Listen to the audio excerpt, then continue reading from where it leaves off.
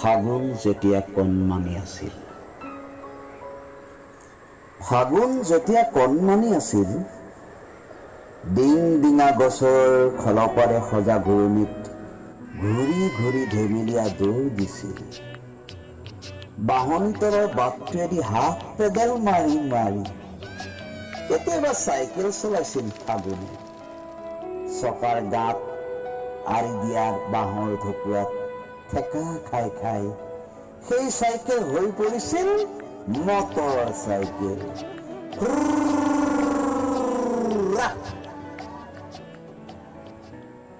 কুজিৰ পাৰৰ বালিত তল ভৰি সৰা পকা বগৰীৰ দৰে গোন্ধাইছিল ফাগুন। আমাৰ সৰু সৰু আঙুলি কন্দোলা ভৰাই আমি বুটলি আনিছিলো ফাগুনক।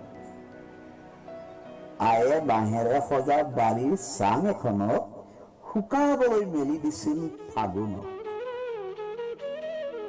ওখ ডালবোৰত ফুলি থকা ৰঙা শিমলুবোৰৰ দৰে শুকাই শুকাই ৰঙা পৰিছিল ফাগুন।